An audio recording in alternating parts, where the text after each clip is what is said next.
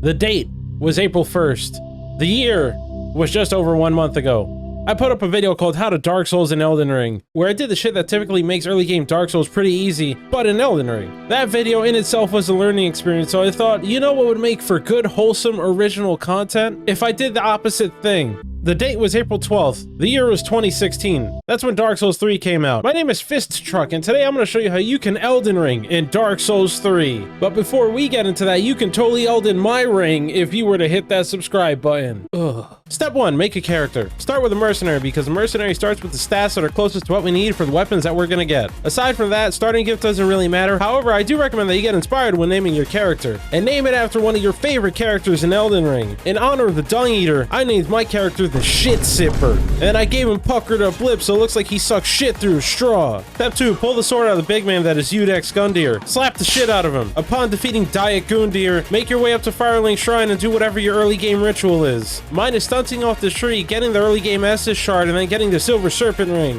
Anywho, once you're done with that, go to the bonfire and teleport to the high wall. Step 3, now that we made it to the high wall, the first thing you need to do is go slap the shit out of Bordt of the Boreal Valley. But before you get there, make sure you pick up as many Titanite shards as you can along the way. Also, don't forget to get the banner from Old Lady, Guardian of the Bowl. Nonetheless, once you have slain Cheeseburger of the frozen food aisle, permit the group of sketchy men to carry you over to the undead settlement. Step 4, time to get the first weapon for this build. While the video goes at hyper speed showing the path I took through the undead settlement, I figured now's the time to explain what the point of this build is. In Elden Ring, there are a couple things that clearly broken as fuck and incredibly strong, and that is where the inspiration of this build comes from. What are these broken as fuck things, you may be wondering? Well, frozen shit, bleeding shit, and dual wielding. So to fulfill the frozen shit of this criteria, we'll be getting the Irithyll Straight Sword, which is dropped by the Irithyll Knight that's right at the end of the undead settlement right before you reach the Road to Sacrifices. But before you fight the Knight, make sure to take advantage of the best mechanic that wasn't in Dark Souls 2, being invincible while opening doors. That way, if he kicks the shit out of you, you can just chill at the bonfire right over here.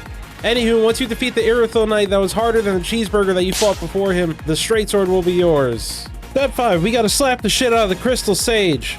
So that means you have to make your way through the Road to Sacrifices and onto the Catholicism Woods.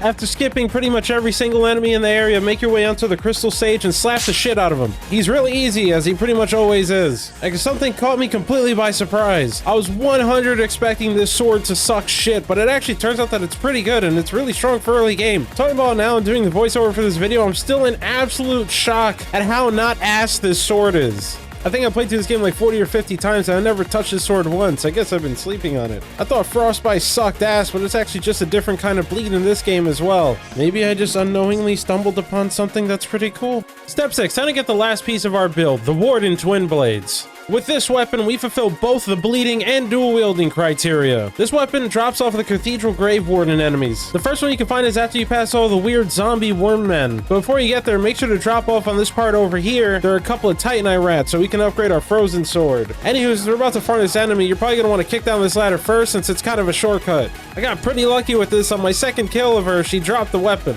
And then funny enough, I think on the third kill, she also dropped the weapon. So from what I can gather, it's actually a pretty common drop. Anywho, with this weapon finally in our possession, you can use all the Titanite shards that you've been picking up along the way to upgrade this thing immediately. And with that, our build has finally been completed. The power of OP Elden Ring has finally been achieved in Dark Souls 3. The future is here.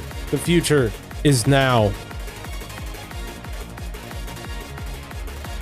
Closing thoughts. For the stats that you're going to need for the build, I'm just going to have it on screen right now. It's really not much. I mean, the build is just 2 weapons. Any actual intelligent thoughts I can say about this build, I probably said on step 5. Otherwise, it's funny to see how these status effects in Dark Souls 3 were just okay and usable, as opposed to an Elden Ring where they're outrageously strong. That's it. Also, if you haven't played Dark Souls 3 yet, please do so. Anywho, that'll wrap things up for this video. Please don't forget to like, share, comment, subscribe, and follow me on twitch.tv/FistTruck, where I stream every Monday through Wednesday at 4 p.m. Eastern Standard Time. Recently, I was playing as Father Fist and got up to Millennia. She beat my ass, but I'm prepared for next week.